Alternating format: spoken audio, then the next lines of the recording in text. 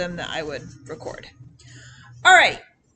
So like I had explained in the first class period that we had together, I'm not going to use this time to just repeat your textbook to you. I'm going to recap some of like the main key points, some interesting follow-up research on some stuff your book has said, and then I'm going to give you the opportunity to contribute with whatever you found from consensus for this class period. A couple quick things to start.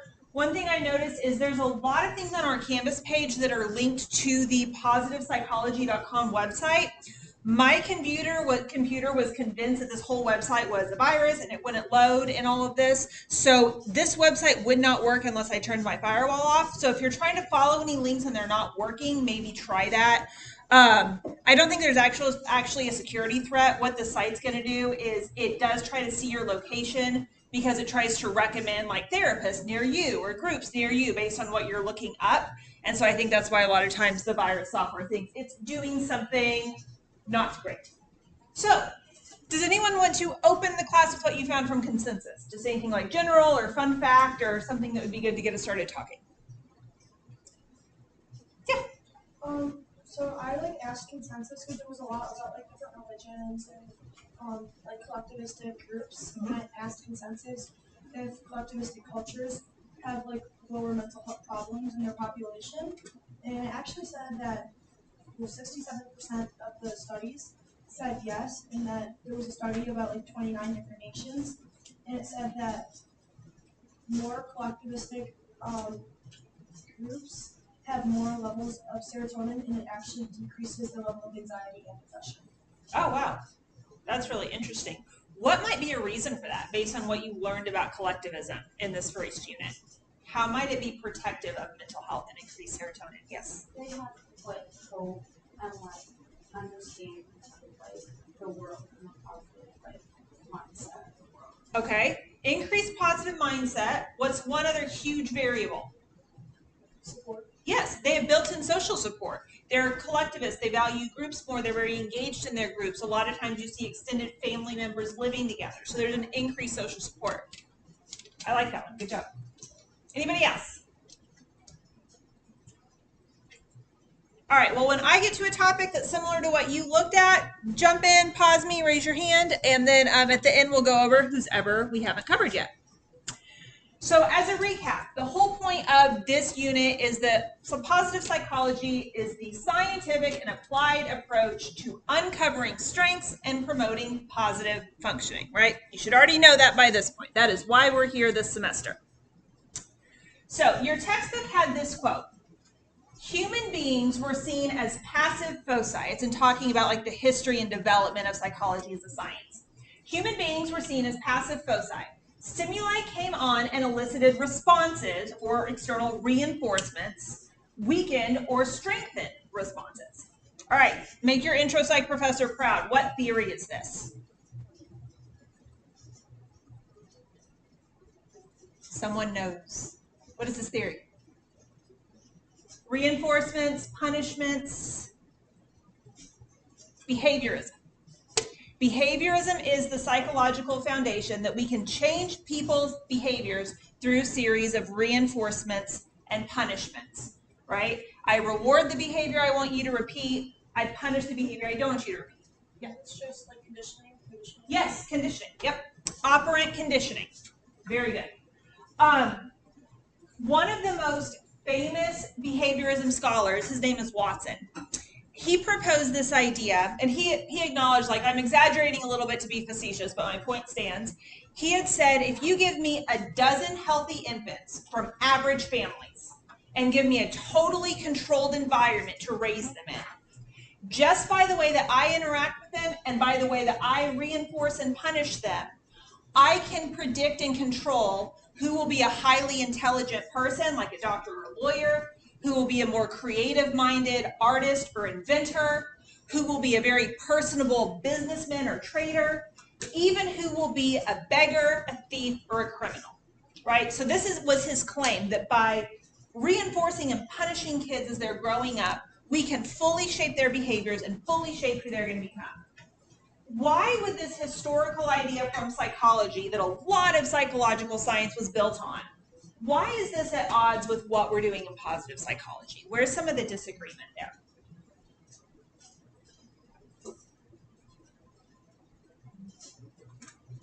Y'all are going to have some caffeine before class because you're going to have to do more talking. Throw out an idea. Yeah. We can't control things that bother you. Like, can't control things that happen that bother you. Yes, the word you're getting at is agency. If this is how it works, if who I am as a human being, my personality, my career, my likes, my dislikes, if this all boils down to when I was growing up, how did people punish me and reinforce me? Where is my agency? Where is my decision making? Where is me deciding I want to be a good person or I want my life to look like this or that? So this is one of the kind of historical perspectives that positive psychology came from, is a lot of these big theories that the field is fundamentally built upon are at odds with this idea of human agency and positive human functioning. One of the other things that your textbook discussed is seeing only the good in one's actions and the bad in those of others is a common human foible. Has anyone here taken social psych yet? Okay, you have. What are we getting to with this idea? Do you remember the term? It starts with an A. Attribution theory. Yes. Attribution theory, and we're going into the idea of the fundamental attribution error as part of attribution theory. This is the idea of when I watch someone's behaviors versus when I analyze my own behaviors, I tend to have some biases. If something good has happened and it's happened to me, well, that good thing happened because there's something good about me that made that happen. I'm a hard worker. I'm responsible. I tried really hard, whatever it might be. If something bad happened to me, it was probably circumstances outside of my control.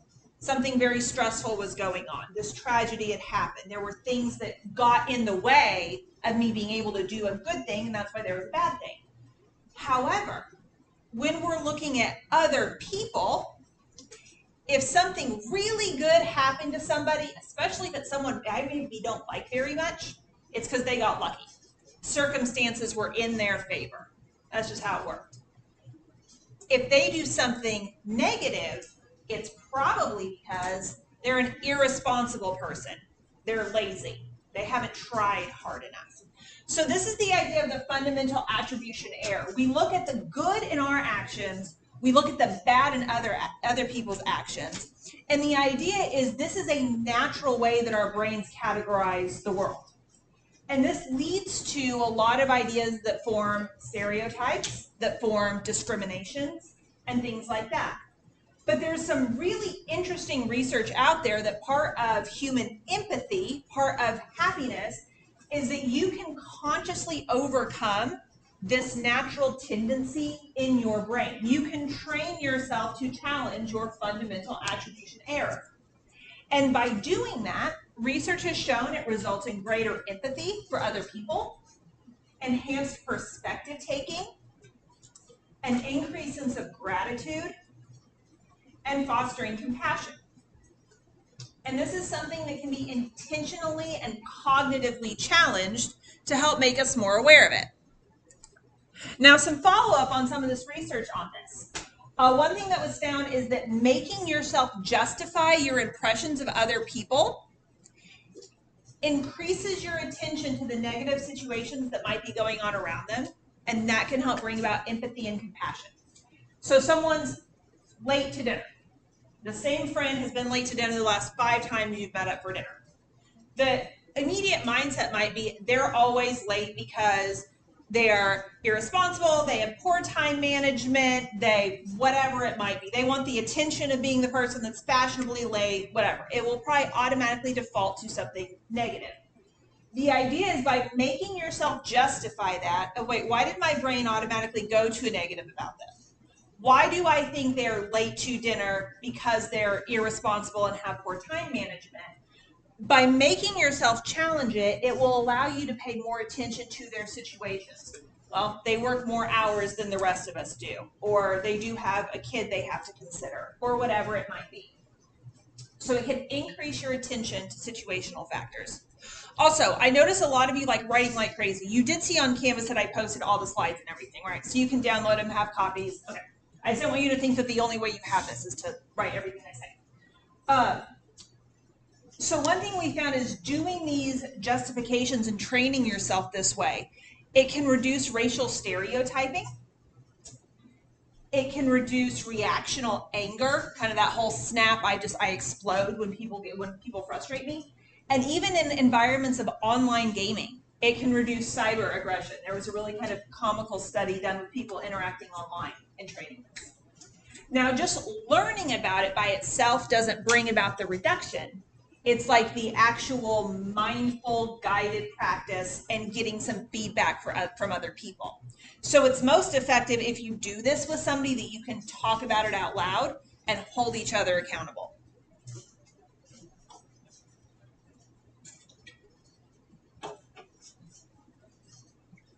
So moving on.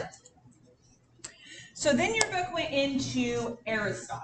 Started going through some of the different historical ideas of what it means to be virtuous and good and moral, right? Because if we just say, what does it mean to be a good person? There's a lot of different ways to conceptualize that. So one of the famous historical underpinnings was Aristotle's 11 virtues. And I listed them out here. Your book also explains them. But he proposed that this idea of a virtue is finding the balance between two extremes, right? So courage is that balance between being a coward but not being reckless, right? And so he kind of goes through all of these. And there are a lot of religious ideologies that go back to this. There's a lot of philosophical ideologies that go back to this.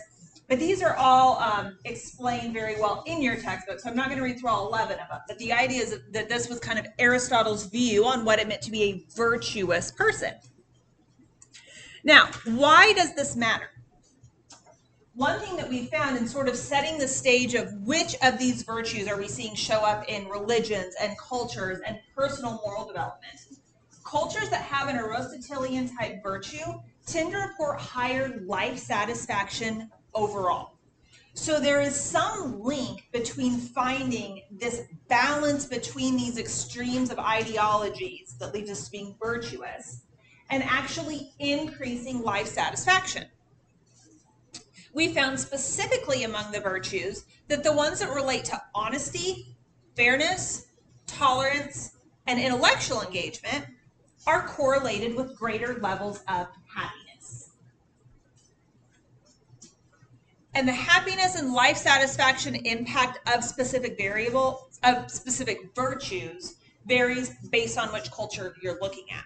So these don't all function the same way in every culture. There are some moderating effects of the type of culture, which makes sense, right? Because if we go back to what the 11 virtues are, and if we think back to the whole collectivist, individualist cultural comparison that we've already talked about, there are differences in terms of which of these virtues different cultures would prioritize and different cultures would see as important.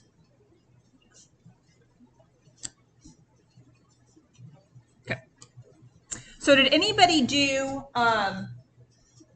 any of your consensus things related to any of these topics yet? Have I zoomed past anyone's topic? No? All right. So then your textbook kind of moved on. They summarized a lot of the religions and things, but then they moved on to how our stories that we tell affect, or how they're a reflection of our culture, right? How, depending on the type of culture that you're in, the way that you view your hero story or the way that you view your kid stories, things like that, are going to have some variation. So we're going to do an activity to prove this point, and I also do this when I teach cultural psychology. Do not overthink this. Describe a movie you've seen recently. Someone say something. You've already talked several times. Pick on someone else. Yes. Wait. Oh, and I describe it. Yeah, just describe a movie. Doesn't have to be long. A couple sentences. Singing. Got it. Women contests. Well, it doesn't have to be single words. You can Make sure it's over here. It's about a group of people, well, a group of women, and they go and they compete because they do acapella. Oh, okay. All right, somebody else. Yes.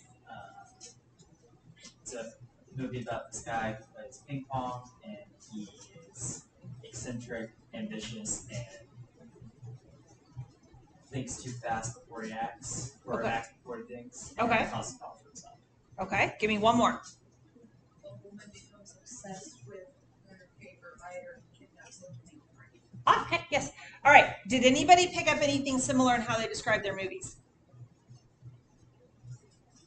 They talked about the main characters, like that's happening. Yes, it's about a group who, it's about a guy who, it's about a woman who, right? That is something very common in our culture. We focus on who is the main character, who is the center of this story. Whereas in a lot of collectivistic cultures, the opening will be the location, the time period, the setting, something like that, because the first order of focus is not what's the main player here. And we'll return to this idea when we talk about the importance of feeling unique in a situation.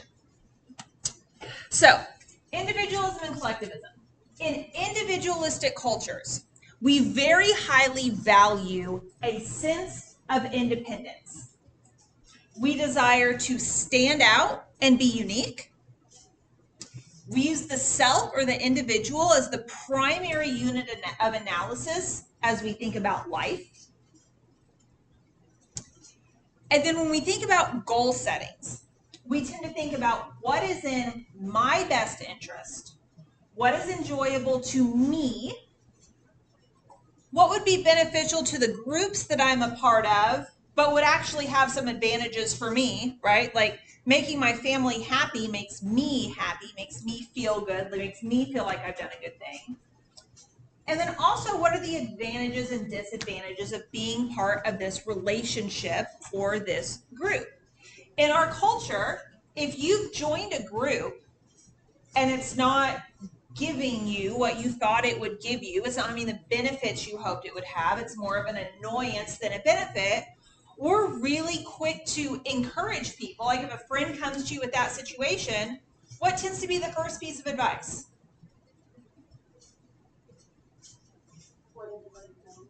Yeah, if it's not working out for you, just let it go. Like you're not getting a benefit from it. Just stop doing it. You don't owe them anything, right? And that's very much how our sense of individualism tends to work. What is in my best interest? I'm sorry that I had to step on you to get ahead. I was just looking out for myself. I was just looking out for my family.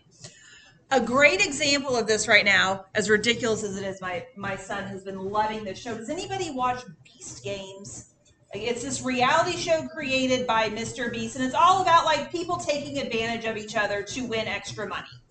You want a great example of this, just watch that for a few minutes, because it's all about how much will I screw over these people I've been partnered with to win some extra money, because it's my best interest. And they're very apologetic, like, hey, I'm sorry I had to do that, but I was thinking of my kids. I was thinking about my medical debt that I'm in. They're very apologetic, but in our mindset as an individualistic culture, the fact that screwing you over is good for me is a justification to do it, because I have to look out for myself. Whereas on the other hand, in collectivistic cultures, they really foster a sense of dependence, right? You're only as strong as the people around you that you can trust. There is much more of a conformity and much more of a desire to fit in. And the group is the fundamental unit of analysis. I'm considering the best interest of my group before I'm considering the best interest of myself. If I've committed to a group, I have committed to that group. I don't just quit because it's not working out for me anymore. So the goal setting in collectivistic cultures tends to be more focused on what are the rules and goals of this group? Have I fulfilled my socially prescribed duties to this group before I start just thinking about what's going to be the best for me? And am I practicing generosity and equity in terms of how I'm interacting with the other people in this group? So then that kind of leads to, if our goal setting is different, depending on if we're individual or collectivistic. And one of the primary goals of the human existence is to be happy, right? And that's what we're focusing in on positive psychology. Where is strength and resiliency and happiness, and how do we foster this? So how do different cultures view that happiness, or different schools of thought, if you're separating the East or West? If you think about it, in our Western cultures, in our individualistic cultures, the way that we conceptualize happiness seems to be this goal that I'm working towards, and there is a straight line from me to this goal. Once I get to that point, I will have happiness. And part of the big life challenge is to identify what are the obstacles that are in between me and that point, and how do I overcome them. That tends to be our Western view of happiness. And a lot of times when we talk about fostering strengths and fostering resiliency, we're doing so in that context, right? Here's what I want my life to look like. What strengths do I need to develop in order to get there? What areas do I need to have resiliency in order to get there? What challenges do I have to overcome? So this is very much based on a strength of hope. I've set this goal. I've set this thing that would make me happy in my sights, that's kind of in this line in the future. I have the hope that I could become the person I need to be to get to that point. That's very much our Western view of happiness. Now, in Eastern thought, though, they would point out one big problem with that. That if I'm here and my happiness is at that door, and every accomplishment I make, I'm moving one step closer to being happy. Doesn't that mean that unhappiness is always just right here? That as soon as something happens that I go backwards, I'm one step closer to unhappiness? It's always on my heels. It's always chasing me. Anytime I slide back, I'm moving into unhappiness. And they would view that as there's no balance there, and that's not how life works.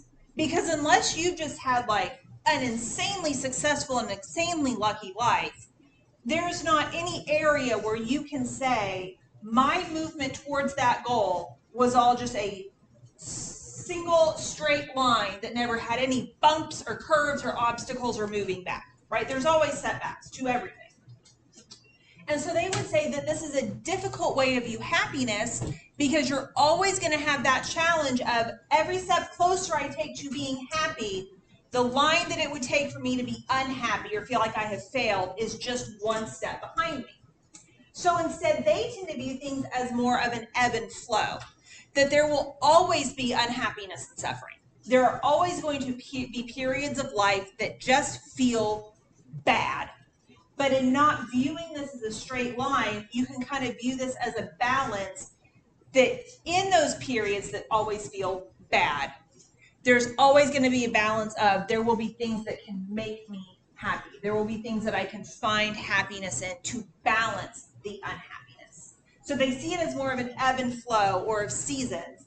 And this is more a strength of endurance compared to a strength of hope, because the idea is I'm acknowledging I'm going to have to endure hard chapters to get back to happy chapters. Yes?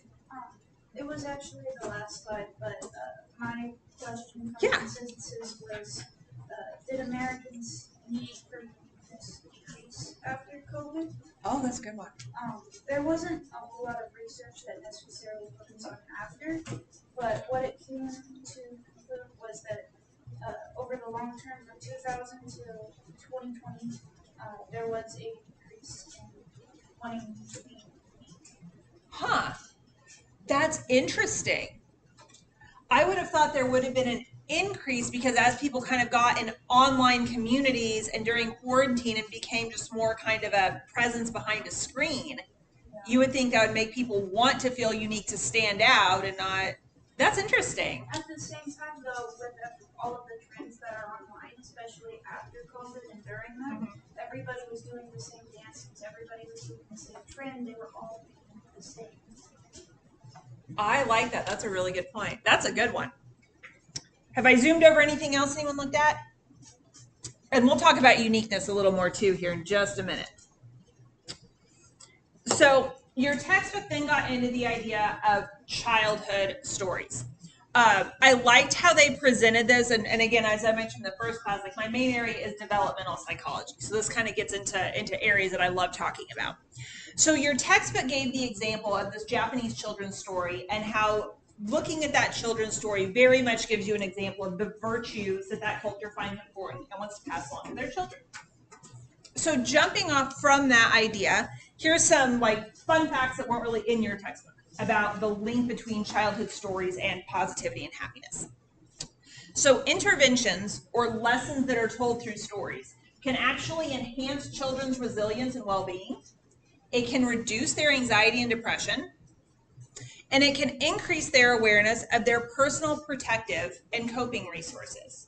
So when kids read stories about people who have gone through hard things and gotten through them, it can cause them to think more about what would protect me from that, or how would I have gotten through that if I was that character.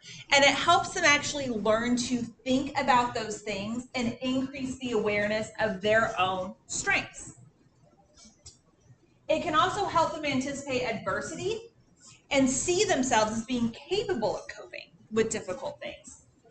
One area that was commonly misunderstood for a long time in child psychology is there was this idea of, if kids read books about characters that are going through hard things, it's just going to make them anxious, right? This character was getting bullied at school. What if I get bullied at school?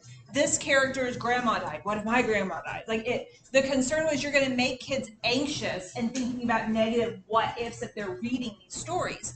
But what we've actually found is quite different. That it's not making kids anxious, but it's allowing them to be able to anticipate adversity of, okay, well, here's something that could happen. Here's something that could happen. And here's this character I like that got through it. So if it happens to me, I could also get through it.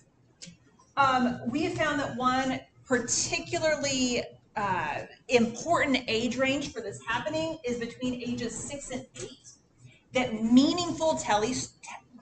meaningful storytelling between ages 6 and 8 can increase children's happiness, can increase their levels of patience, and can increase their problem solving.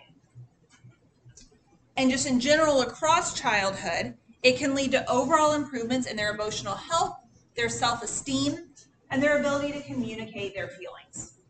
Now, this isn't because once a month their teacher reads them a story at story time.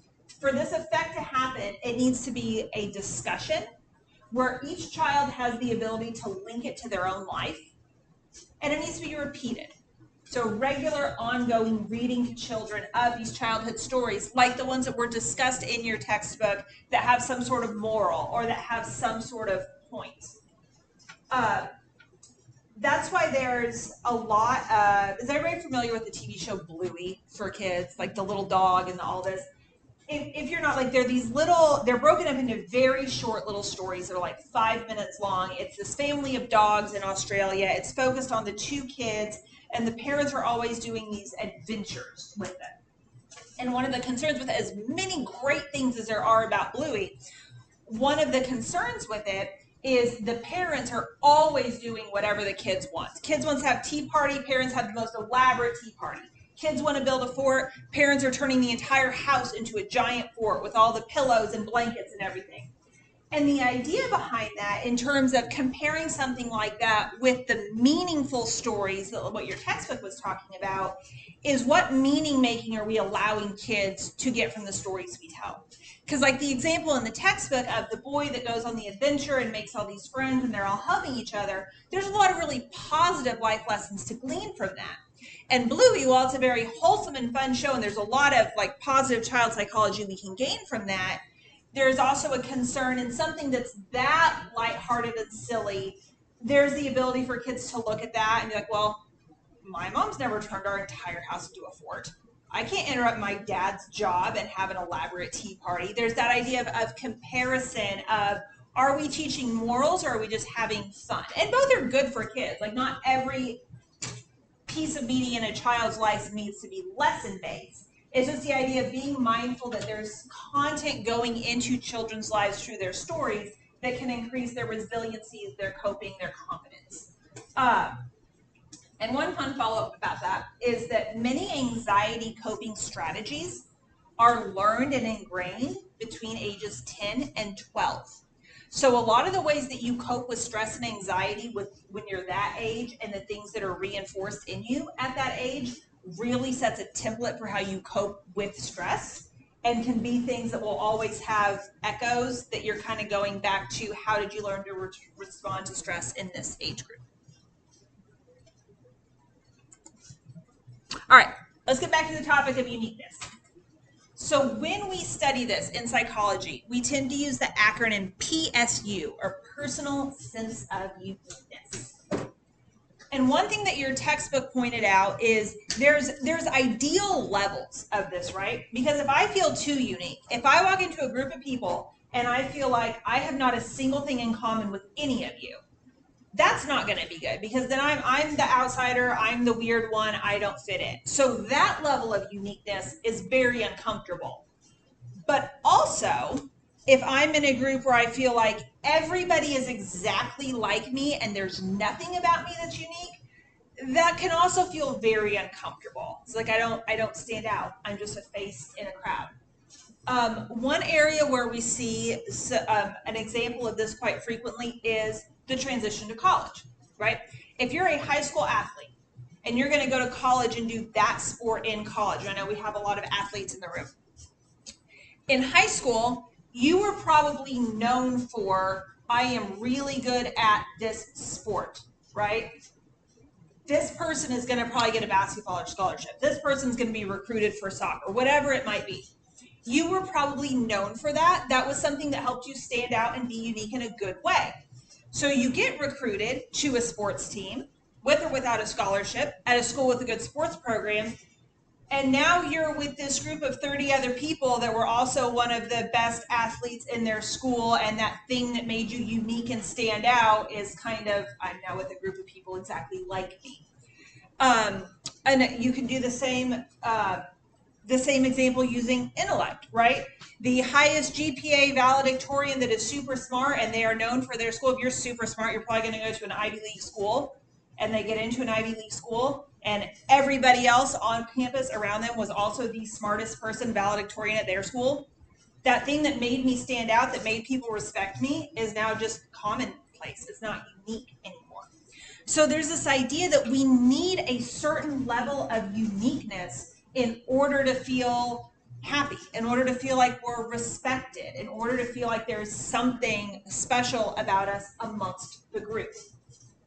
So having that personal sense of uniqueness at a balance that's comfortable has been linked to happiness, resiliency, and hope. And remember, we talked about in Western cultures and individualistic cultures, this idea of a strength at hope is highly correlated with happiness and meeting our goals. Now, there's some interesting ways that we've actually explained why this relationship exists. The link between a personal sense of uniqueness and happiness is often explained by authenticity, self-acceptance, and self-worth. My uniqueness shows I'm being an authentic human being. This thing about me is different from those around me because I'm being genuine and authentic and accepting myself. And a lot of times that's the explanation for that link. Yes, are you raising your hand? No. Oh, I thought you were going to. Okay. Another interesting piece of research about this is how this interacts with our friendships. There was a really interesting study done that found that friendships that help people feel seen as unique also promote a unique cluster of positive emotions. And one of the specific things is it results in a stronger happiness impact when they're sharing good news. So I will break this down a little bit. If you think about a lot of the good news that you share in your life with friends that has made you really happy, a lot of it is pretty normative stuff that in the big picture happens to a lot of people, right? I got a promotion. Okay, well, most people in their 20s and 30s get a promotion at some point. I'm getting married. Well, statistically, most people get married, right? I got into college. Okay, well, so did 70% of our graduating class. So a lot of the things that make us happy are things that are actually pretty normal things to happen in life, but it makes us happy because it's happening to us, right? And so friendships where that same vibe is there of I'm recognizing the uniqueness of your happiness because of the uniqueness of your situation, those friendships promote a greater level of positive emotions and have a significant relationship with how like emotionally happy we feel after telling friends the good news that we have to share. So recognizing the uniqueness in your friends and in your family members is a good way to cultivate those relationships and make them stronger and make those just be overall more positive, joyful relationships. Now, this relationship between a sense of uniqueness and happiness is obviously dependent on the culture. We tend to only see this in cultures where standing out is socially rewarded. Because, for example, in a lot of Asian cultures and a lot of Middle Eastern cultures, standing out is not a socially positive thing, right? So feeling very unique is not going to have the same relationship because you don't want to stand out. That's not a basis of social reward. There's also a really interesting application of this when it comes to marketing and consumerism. Products that are perceived as being unique tend to trigger positive emotions and feelings of pride, attachment, and pleasure when you own them. I have this unique thing that other people don't, right? In our culture, that is very much a sense of pride.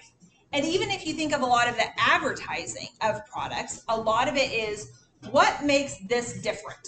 How is this backpack different? How is this new phone different? How is this whatever different?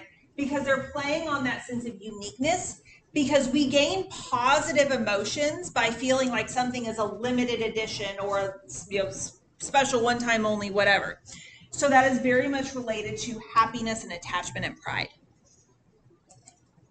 All right. So to conclude, in our culture, what is happiness? We're taking a class on happiness and positive emotions. How would you define it? What is it? Like feeling good, just about yourself, about life. Okay. Things going on. Yep. Feeling good. Yeah, just kind of daily basis. I feel good and positive. Having values. Having self-worth and being successful. Okay. Yes, very good. Achieving goals. Okay. Maybe one more. Being a productive member of whatever group or society you're in. Mm-hmm. And a lot of times productivity is directly related to pride, right? I was productive, so I have something to be proud of. I have something to show for it. All right. All right. Let us talk about consensus and other findings. We've gotten a couple really interesting ones.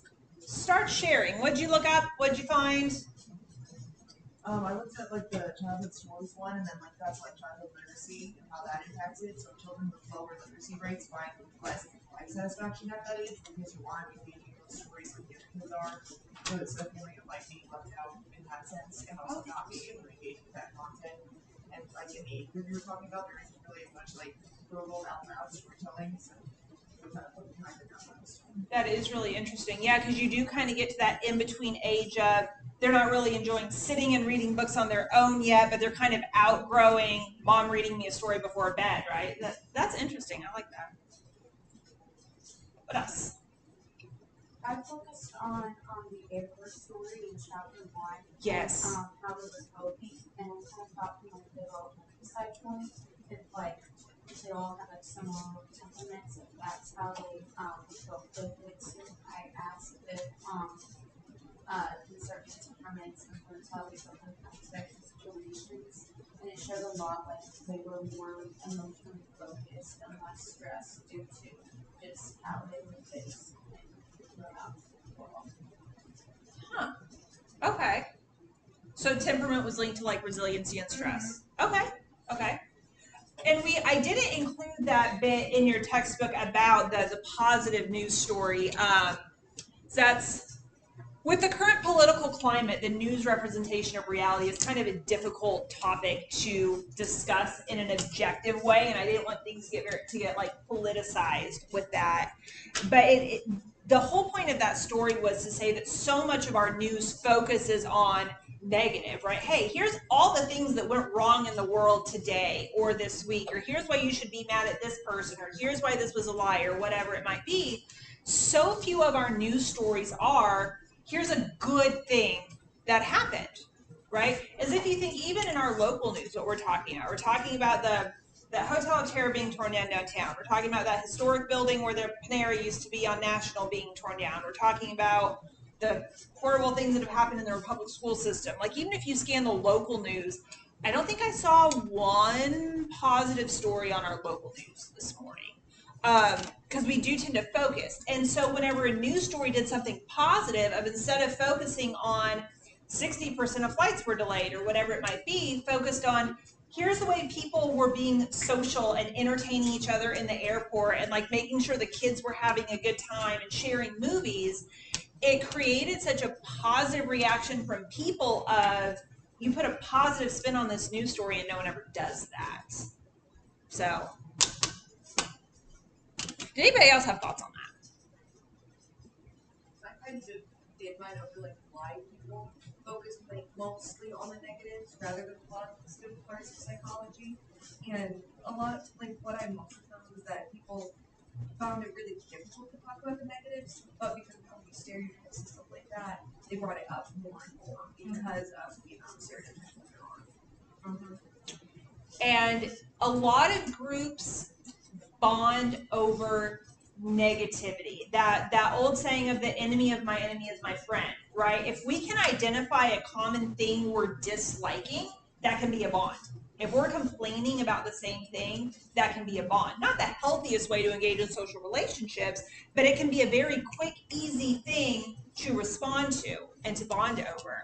And there's also that idea that for a lot of people, focusing on a negative can increase a sense of control and can actually decrease feelings of anxiety, because the thought process is, if I think of the worst case scenario, if I line out all the bad things are happening in the worst case scenario, at least I've thought about it. There's not a worst case scenario that's going to surprise me because I've already thought about it. And so that helps me have a little bit of a sense of control. And so that's why focusing on positive instead of negative can be such a difficult cognitive task to engage in, because our brain is wired to pick up on where is the potential danger, what could go wrong, how am I prepared for it. It's a survival mechanism. It's evolutionary psychology. It's what our brains are wired to do. And that's why it can be hard to be an optimistic person instead of a pessimistic person. What else? I kind of just wanted a sort of basic question about positive psychology. Okay. I asked it if the average person like actually understands what positive psychology is, because in the readings I noticed like it said that people only really focus on the bad that people do, and so I didn't know if people actually like understood that there was a positive side, and it said that people mostly didn't really understand. Yes. And that is a very good point. So whenever I say I'm a psychology professor and people say, what do you teach? Everybody understands what psychopathology is. Everybody understands what developmental psych is. But a lot of times when I mention positive psychology, what's that? A lot of people have never even heard of it, don't realize it's a field of study. What else? I look at like the two cultures, like East and West, and I looked at like the time orientation, those who focus on the future, those who kind of like the past. I just want to see if there's any way to kind of continue positivity mindset. 75% of research said that future points to increase more positive, but the best case scenario, what you said, is people who are positively thinking throughout the past. Huh. So why might that be? I like that. Let's explore that one a little bit. Why would a positive orientation, or you said more hopeful? Why would a positive orientation or a future orientation be related to being more hopeful? What would be the relationship there cognitively? It's not decided yet. Okay? It's still a possibility. You can still change it. What else?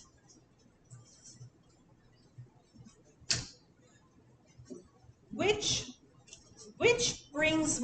is it easy to think more about the negative? Things in your past you've done that you aren't proud of, or things in the future that you're worried about? Because a lot of times, if you think towards the future, right? Unless you're just going through a really stressful situation right now where something is happening next week that you're worried about.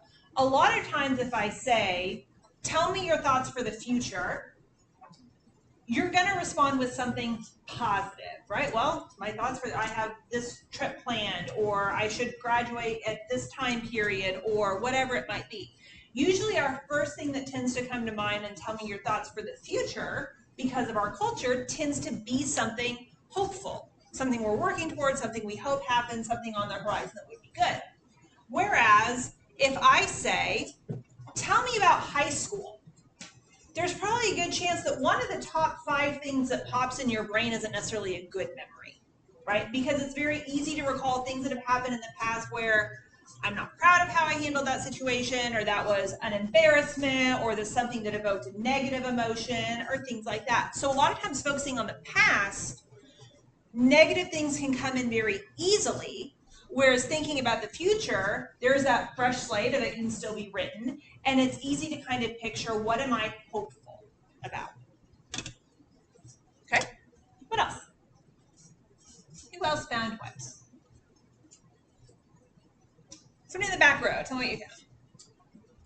So I pretty much just asked an overall question about it. And I said, how does positive psychology apply to everyday life and not just in your research? Okay.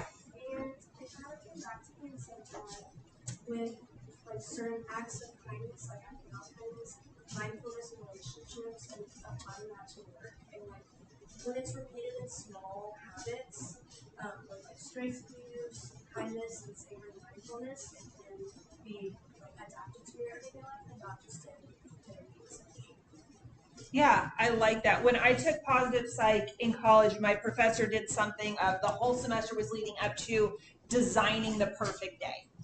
And so the final class period was taking together all the different units and plugging it in as you go about your day, starting from like the mindset as soon as you wake up, to all of your habits, to how to even like wind your mind down and prepare for a restful sleep, that you're not going to have nightmares or night anxiety or things like that.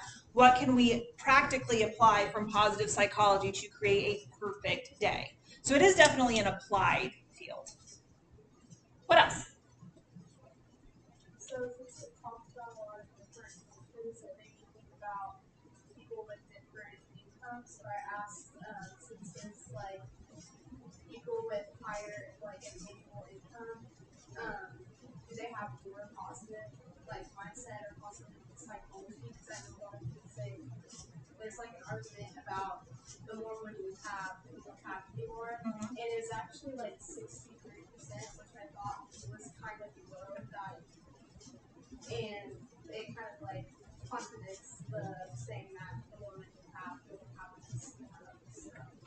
So this is a really interesting area of study, and it really depends on the numbers you're looking at, right? Because you see a significant jump in happiness and life satisfaction when you move from not being able to afford your bills to having just enough to afford your bills to having a little bit of extra money.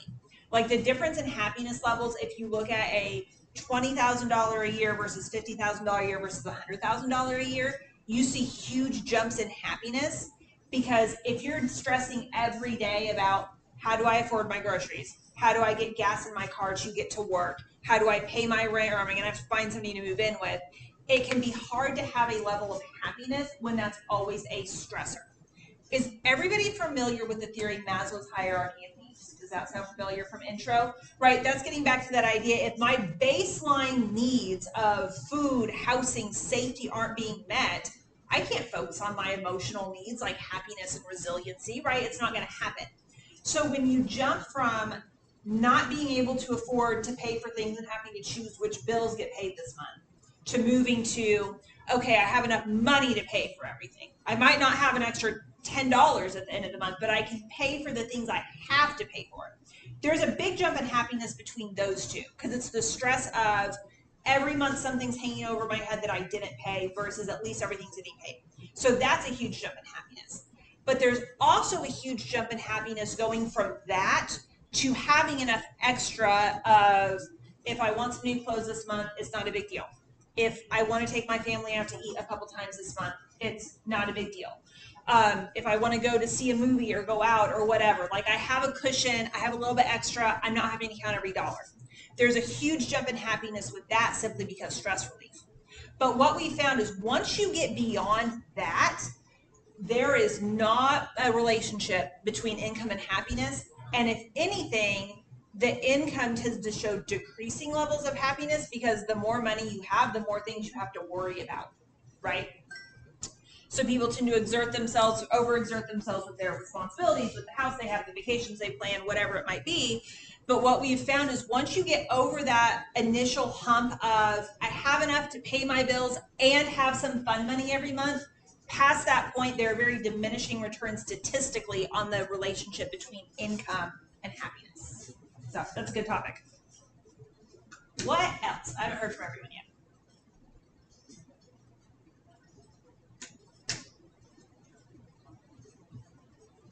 I'm going to start like marking it off when people say things. I'm calling you by name, but I don't know everyone's name.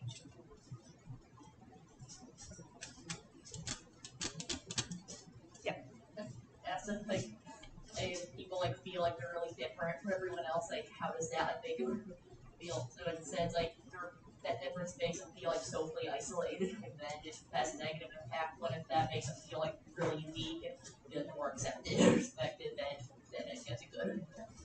No, that is an excellent point because going back to this idea that we talked about of a personal sense of uniqueness, there is a positive side to that and a negative side to that, right? If the thing that makes me unique is something I'm proud of, that's a really positive thing.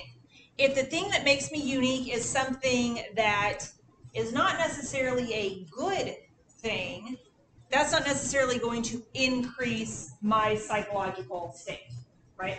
You see this a lot in kids. Kids who there's something different about them that they're proud of, they just think it's awesome. They want all their friends to know. Kids that there's something different about them that's weird, right? The first kid in class, their parents are divorced, or the one kid in class that's adopted, or the one kid in class that's parents have immigrated from another country. A lot of times there's very much a kind of closed offness about that because this isn't really a cool, unique fact about me. This is something about me that my friends think I'm weird, or my friends think my family is weird. And that does not really have a good effect psychologically. Which again goes back to the things with the stories and why that's important of kids having stories used to expose them to a variety of life situations and other people, because that can help kind of mitigate that. What else?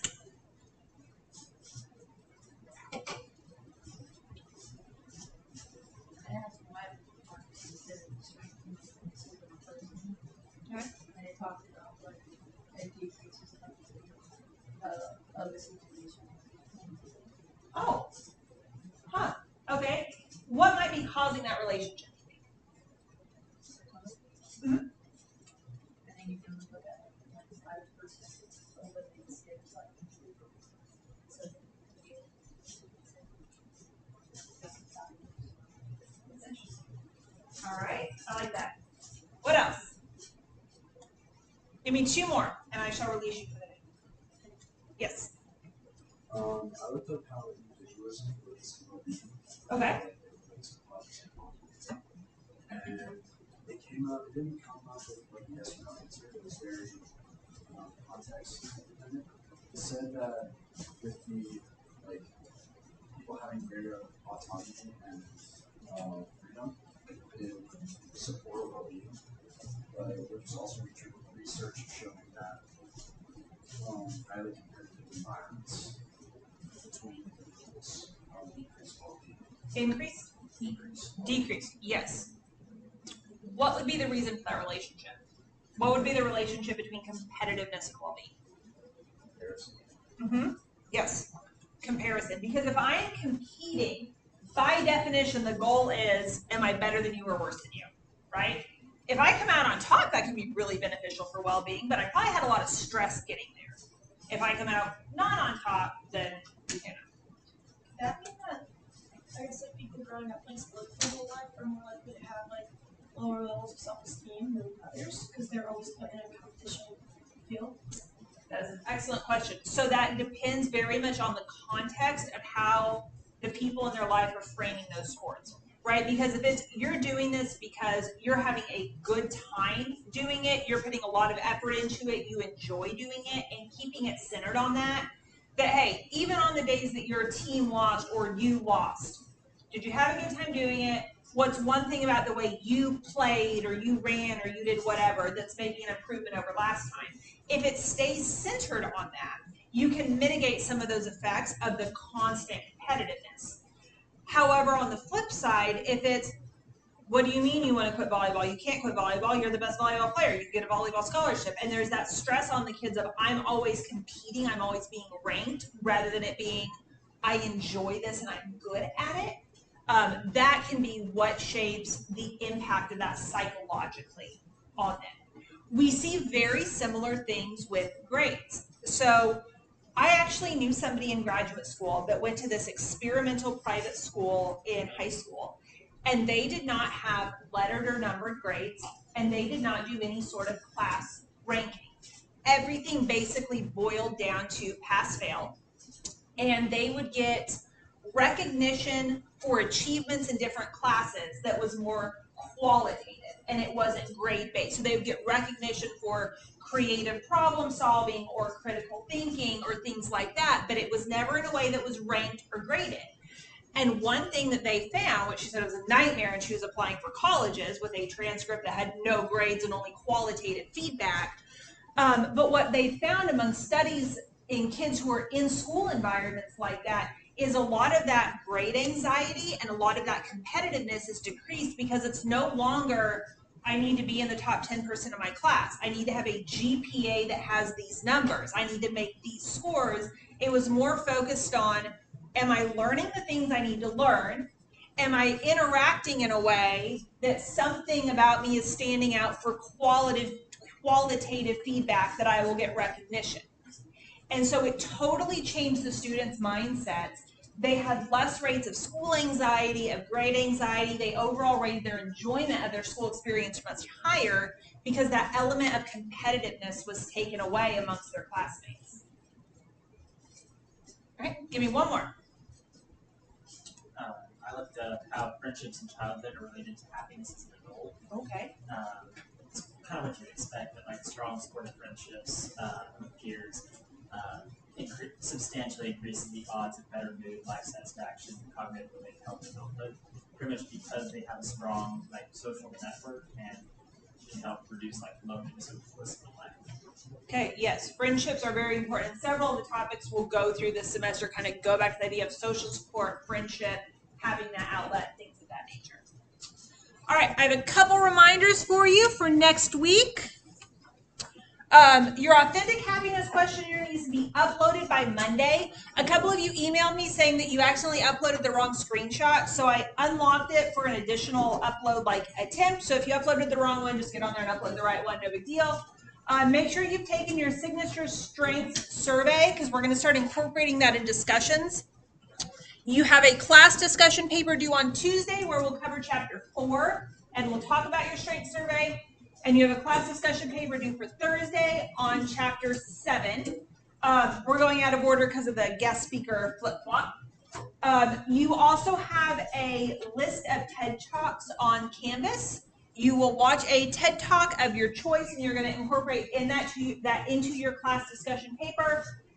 And then by next Sunday, and the only reason I'm giving you a reminder that far in advance is when your actual write-up of your strength exercise is due. But that's when we talked about in our intro class period that you're going to journal for 5 days. So I want you to know about that plenty in advance so you can plan out what days you want to practice strengths and journal. Does anyone have any questions? All right. Thank you all so much. Have a wonderful weekend. I will see you on Tuesday.